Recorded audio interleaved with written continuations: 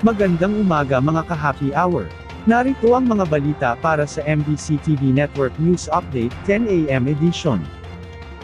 23 milyong pisong halaga ng shabu, nasabat sa dalawang anti-drug operation sa Bacolod City. Sa pinaigting na laban kontra illegal na droga sa Bacolod City, nasa 3.5 kilos ng shabu na nagkakahalaga ng 23.8 milyon pesos ang nakumpiska ng Bacolod City Police Office sa dalawang high-impact operation sa syudad. Sa Country Homes Subdivision Barangay Estefania Bacolod City, arestado si alias Jom matapos ma-recover ng City Drug Enforcement Unit ang 2,500 grams ng shabu, na nagkakahalaga ng 17 milyon pesos. Nasundan pa ito ng isang operasyon sa Purok Lampirong Barangay 2 Bacolod City, na nagresulta sa pagkaaresto ni alias Robert, matapos makumpiska ang 1 kilo ng shabu, na nagkakahalaga ng 6.8 milyon pesos. Ang mga naaresto ay nasa kustodiya na ng kapulisan at mahaharap sa kasong paglabag sa Republic Act No. 9165 dahil sa pagbebenta ng illegal na droga.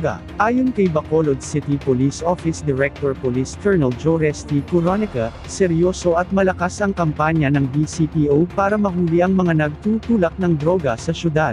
Tiniyak ng BCPO na hindi sila titigil sa paghuli sa mga tulak ng illegal na droga, na itinuturing nilang banta sa kaayusan at katahimikan ng Bacolod City. Samantala, COMELEC, haharangin na ang mga party list na gagamit ng pangalang sikat para lang makakuha ng boto. Tutuldukan na ng Commission on Elections ang ginagawang pang-aabuso ng ilang mga party list groups sa mga pangalan ng mga sikat na ayuda, event, personalidad, o titulo ng palabas. Ito ang binigyang diin ni COMELEC Chair George Erwin Garcia, matapos gumamit ang iba't ibang mga party list ng mga sikat na pangalan para lamang makakuha ng boto.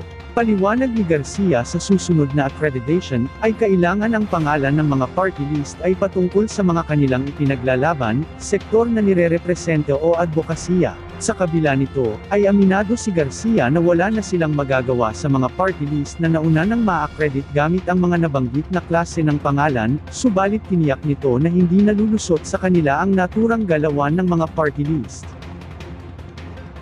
At yan ang mga balita para sa MBC TV Network News Update 10 AM edition. Abangan ang mga susunod na balitaan mamaya para sa 11 AM edition.